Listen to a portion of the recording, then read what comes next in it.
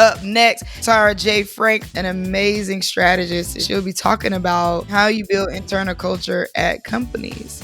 I am so excited to finally meet in virtual person Tara Jaye Frank, who I met on Clubhouse. I don't even know. I guess a year now ago? Probably. I mean, what is time anymore?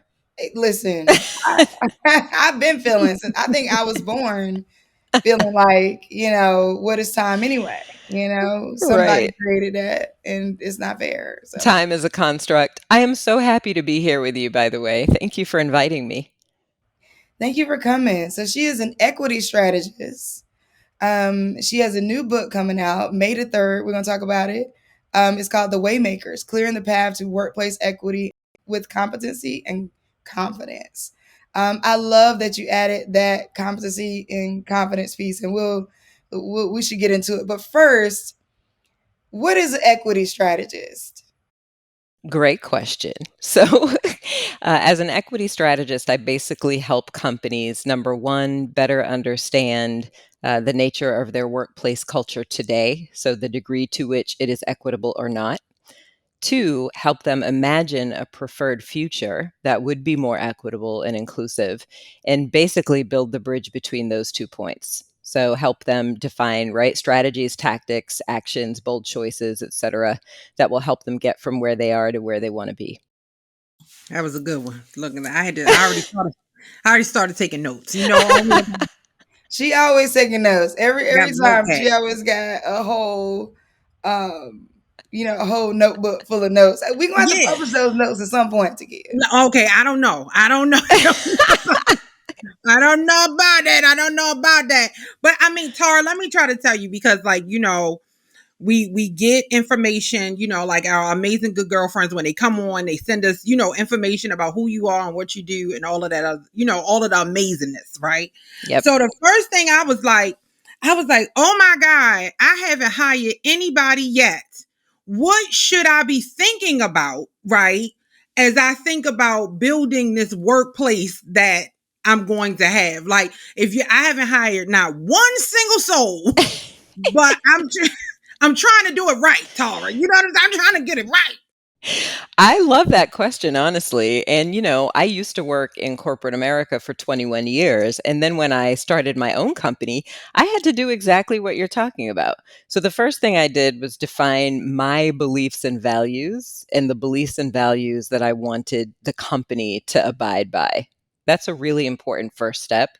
But once we define our beliefs and values, what's honestly so important is to double click on that and say, okay, how will our values manifest? What kinds of choices and behaviors will we make as leaders and employees as a result of having these beliefs and values? Because the number one thing I talk to leaders about all the time is it doesn't matter who you say you are. It doesn't even matter, always the rules you put in place to prove to people that you are who you say you are. What matters is how you show up every single day. So those choices and behaviors are critical. And then obviously you need to figure out how you're going to hold people accountable for behaving in those ways that you're committed to. So that's your plan. That's your plan, Takia. That's how we do it. Don't worry about it. I wrote it down. Don't worry about I know you did. I'm typing it up too because I didn't know Takia was going to turn that into this kind of session. But since we doing that, Tara, I got questions too. Okay. Okay, good. I have a couple people, right? So I love the if you're building, here's what you need to think about. Now I got a couple people. You know what I'm saying? So I think what happened is I went from me and some volunteers and me and an assistant and me and now a couple people to a team of 11, 12 people. Mm-hmm. And in the beginning, when it was just me and a couple people, we were getting things done. Right. We were like, oh, we're just doing a great thing in the world. But then as we got to 10 people, it was like, okay, now we have to create a culture. Yes. And we have core values. But I think that how your values manifest, and this may be something, I'd be interested to hear how you work with companies in this way, because I'm sure most of the time the corporation's core values is like a first, second thing. Oh, core values. how those values manifest. Can you talk to us about how, because then you have all these people who are, running with them in a sense, right? Right. So then there's an accountability factor because like, oh, you're not upholding the company values when you're being unethical, when you're Mhm. showcasing inequities of your own or your bias. How do you talk people through that part? Like how the Yeah. values are manifesting? You have asked a humongous and beautiful question, I want to say, first of all. And here's what I say to companies like, culture lives on three levels. And I kind of alluded to it, but I really want to break this down. So, culture lives on three levels. The first level is the claim. This is who we say we are. These are your beliefs and values that are on your website. They may be on your wall. The CEO might talk about them when he has a company forum or she has a company forum. So that's your claim. That's the first level. The second level is the policy. So again, these are the rules we put in place to reinforce our claims. So if we say we value women at work, a policy might be a flex work policy. Okay, that's all good so far.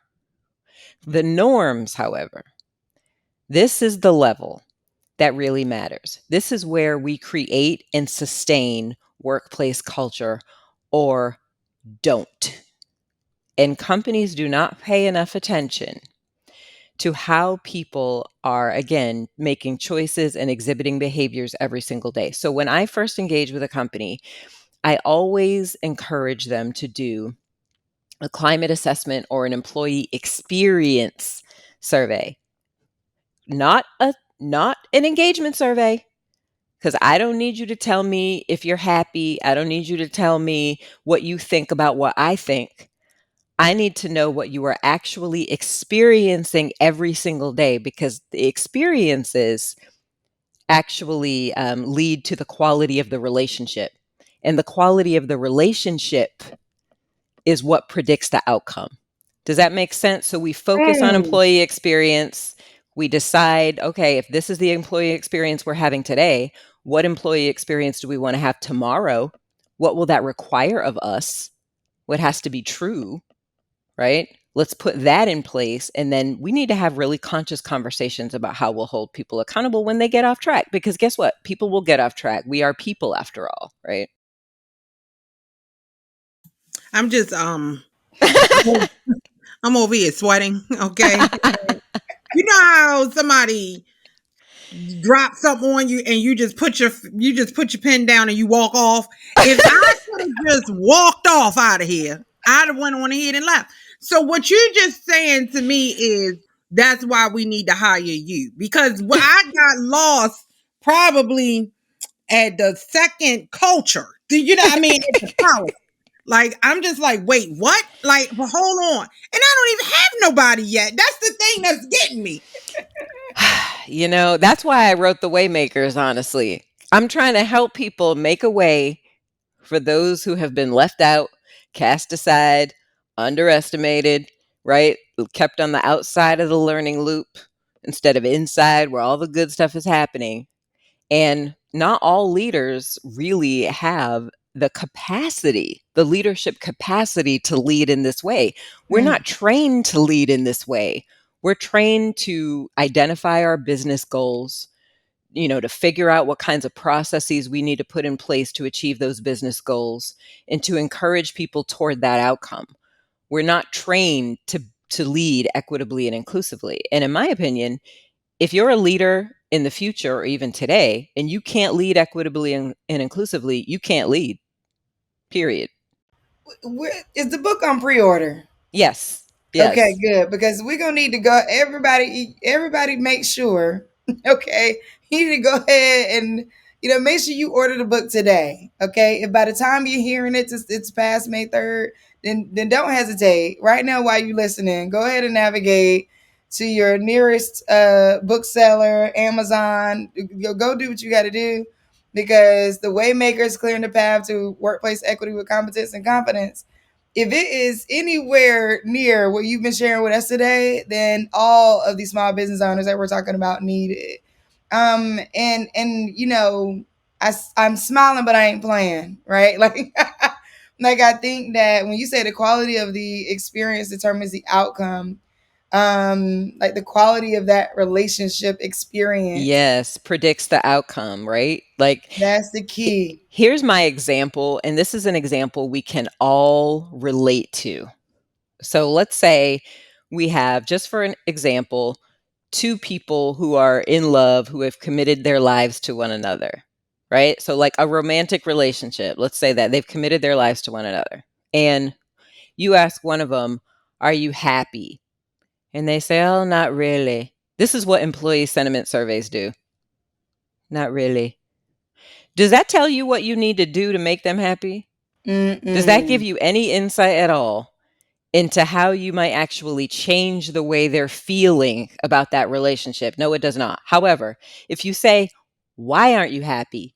What are you experiencing that makes you unhappy?" And then they say, "Well, so and so doesn't return my calls when I call, and that makes me feel invisible and forgotten." Or, "I really feel like I need to check this person's phone all the time. I just don't trust this person." Or, "Sometimes when they get frustrated or stressed, they cuss me out. I don't like the way that makes me feel." Those are experiences. That's not sentiment. Those are experiences. And those experiences are creating the sentiment, the unhappiness, right? And they're impacting the quality of the relationship. Now, if that person leaves, they won't leave just because I'm unhappy. They will leave because I don't trust you. You don't see me, right? Experiences, people, Mm. experiences. I love this because I'm so all about people experiences, even though we got work to do, I would say, in terms of BGV, like, and I think, just as other workplaces may, like, thinking through that when you're trying to execute as well, right? And I'm so like, let's go, let's go, let's go. And I've had Yes. to stop and realize that, like, my team isn't that all the way. And they're amazing. So it's not like Hmm. it's also not a bad, right? So I think sometimes people try to think of it in like these extremes, like this Yes. is just not the right person or not the right team versus like actually no, like there's incremental changes that you can consider. I would love to hear if there's any common ones where you like when you get an employee experience that is leading to the sentiment of them being unhappy, and maybe it is Hmm. invisible, unheard, which I think is common among underrepresented groups. I got it for Um, you. Are you ready? listen, I'm typing. Okay, I'm typing. Look, go ahead. We ready. First of all, I love this and I can feel you because, again, I'm building a company as well. And once you get past you and a possible, like it's harder to keep track of those experiences. You cannot control them anymore because other people are having experiences with each other, not just with you. And that's why it's important that we establish culture and that we hold people accountable to what we committed to. But that aside, everybody at work wants four things. So I'm going to try to make this simple. We did a body of research, a narrative inquiry study in partnership with a company called Brand Trust. And we asked hundreds of employees across all dimensions of difference to tell us stories, right, of times they felt seen, respected, valued, and protected. And to tell us stories of times they felt invisible and disrespected and underappreciated and scrutinized. And when we culled those stories for patterns, what we discovered were the most common leadership choices and behaviors that made people feel those positive emotional states, and the most common ones that actually made them feel the opposite, made them feel negatively.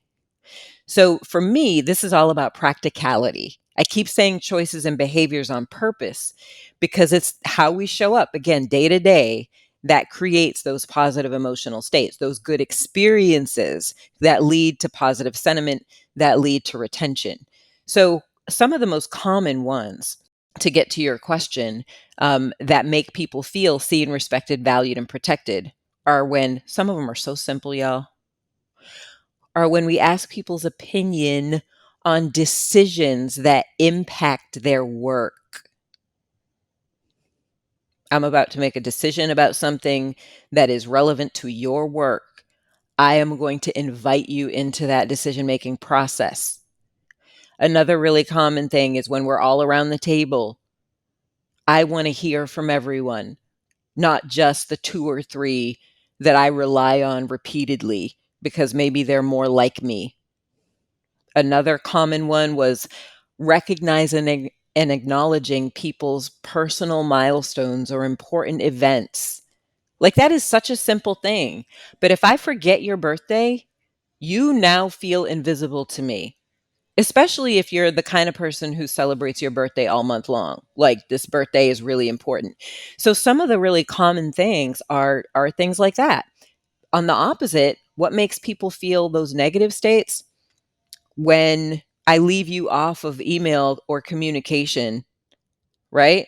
And you actually need that communication to do your job well.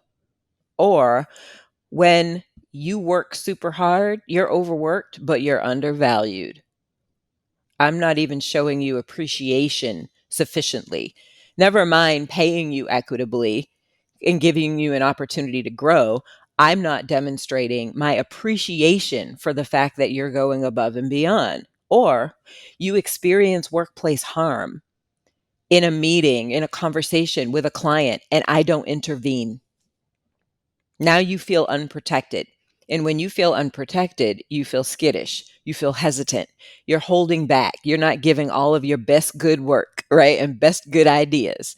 You're less willing and able to raise red flags or identify concerns. Like, so that's why I say diversity, equity, and inclusion work is expansive. There are so many aspects to it, so many dimensions. I do not consider myself an expert on all of them. I honestly believe anybody who does is not being honest with themselves or with other people, because it is about complete and utter transformation.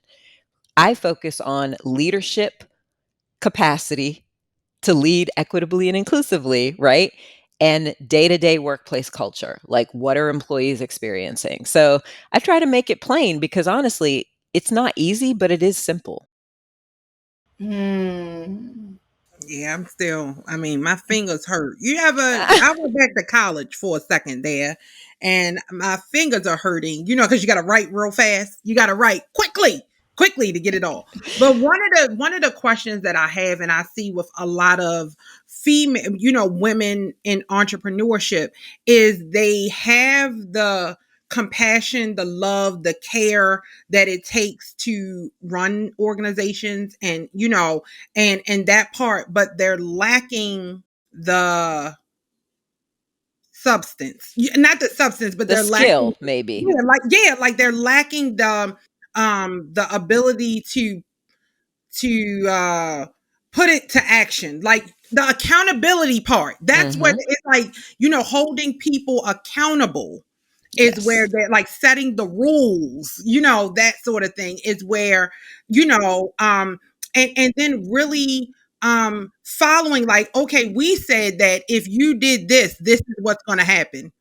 Because they care so much, they don't do what they said was going to happen if this, you did this thing.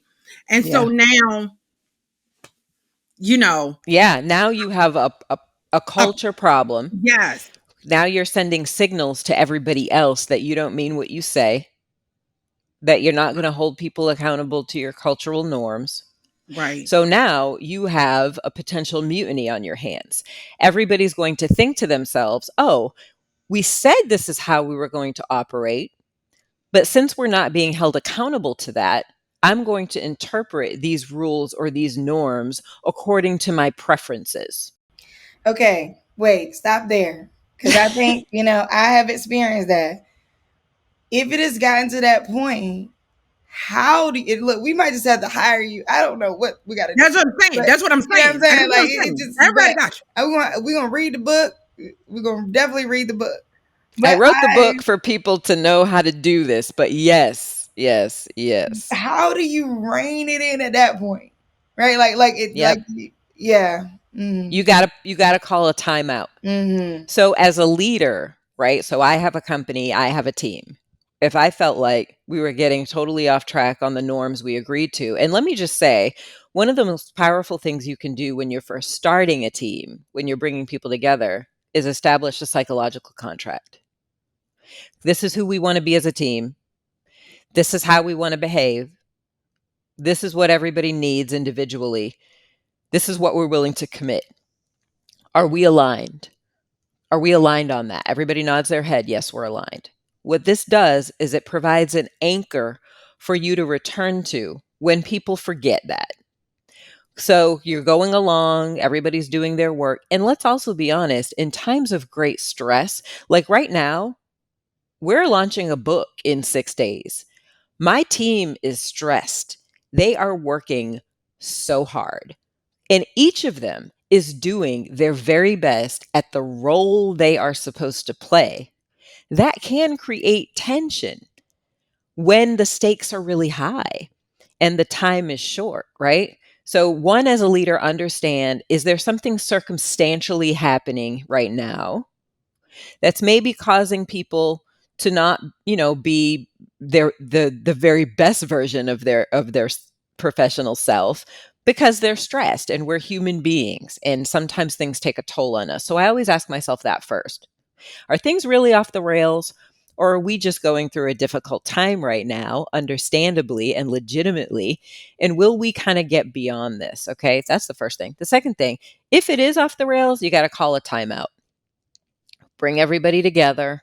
Hey, as a leader, I always first acknowledge what my role may have been in how things are evolving. I've been reflecting. I realize, right, that I could, should have A, B, C. I want to talk about how we're working together right now because I know we all have our hearts in the right place and we're all equally committed to the success of this organization. Let's talk about what's working. Let's talk about what's not working as well for each of us because we are a company, but we're also people. And let's recommit to the norms we initially established. I love that because those are things that I do, Mm-hmm. but had no name for them. I just grew up and I grew up where my mom would call family meetings if things got too crazy. She's like, "Oh, Amen. oh, oh, wait a minute. Everybody come together. Let's just figure it Mm-hmm. out."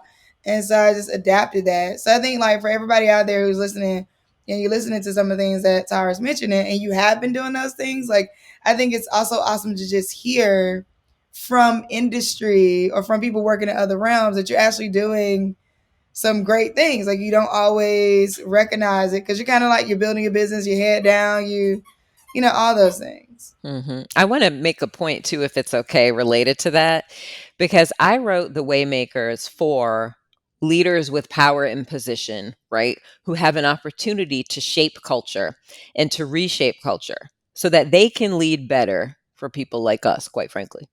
That's what I wrote the book for. What I have found, because so many of us want to support me, they love me, we're best good girlfriends, like the three of us will be coming off of this call, because they want to support me, they've bought the book too. And what they're telling me is, Tara, I feel so validated reading this book. Like I see myself in the experiences that you describe, in the needs that you outline, in the best practice leadership responses to the things that are in this book. And I now know that I am not crazy. That's it. I'm That's the right. thing. That's it. That's literally That's it. the thing. That's the whole thing. It's like I now know listening to this and reading this book, like I am not crazy. I am Yeah. not shooting from the hip. I'm not making it up. I'm not, pulling things out of it. Yeah. Like I am literally on track. And I also think that like it's also helpful for us to not adopt oppressive ways. Right. And so I That's think that right. like, and for us at BGV, like our goal is like my goal for BGV is to be exemplary, right? Like to be the example of like, well, here's how you could potentially do it right or Yes. better. Let me say that. And the language piece is so important too, Shelley. Like you said, now I have language, giving people language to use to even go to their leaders to say, here's what I'm observing, here's what I'm experiencing. I think this is important because here are some things you or the team might be able to do to help mitigate the risk associated with what I'm seeing. Having that language, which I lay out like with great detail and specificity, having that language to even go to your leaders to talk about what great looks like is powerful. Like, I really hope the book empowers us as much as it does educate, inform, equip, right? Leaders to lead better. I think too, it's really, I'm excited because a lot of times coming from corporate, right, and going into entrepreneurship, I have 20 some odd 30 years of learning that I had to unlearn to be the best leader that I could be. And so I was taught this hierarchical, you know what I mean, power structure, patriarchal, like, you do what I say you're going to do, and that's it. And so when you go, and it's not right, it doesn't feel right, you want something different. But then when you get into entrepreneurship and you got things happening all the time, it's almost like you just want to say, just do what I said do, because I don't even have time to, like, I just need you to do it. And so I think seeing more leaders like us, and giving us permission to really say, listen, it's okay for you to take a step back and say, let me figure this out. Let me work on this. I think that's key, because I know this unlearning is real. This unlearning. I just want to say what you just mentioned is in all the conversations I've had about the Waymakers so far, and as you can imagine, with a book launch a couple days away, they're increasing by the day. No one has said what you just said, which is all of us, Black women included, have an opportunity to learn to lead better. Right? All of us. This is not just about, white people learning to lead better. We all can lead more effectively. And the Waymakers ultimately, somebody asked me, is it a diversity book? I'm like, nope, it's a leadership book.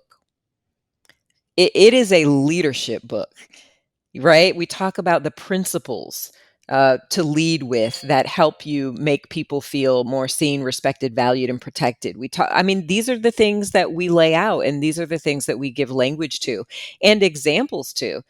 And it's important to acknowledge that we've all been led in a certain kind of way. And so we certainly pick up tips and strategies from that. And they're not all great. They're not all things that we want to pull forward. And I love what you said about, we grew up in a place where it's like, just do what I told you to do. Because what I often say to leaders is, hey, you grew up in a command and control era. When you grew up as a leader, people said, I'm the leader. These are my rules. This is what we do. When we don't do it, this is what happens. And the talent today, we're in a cultivate and collaborate era. People want to build alongside you.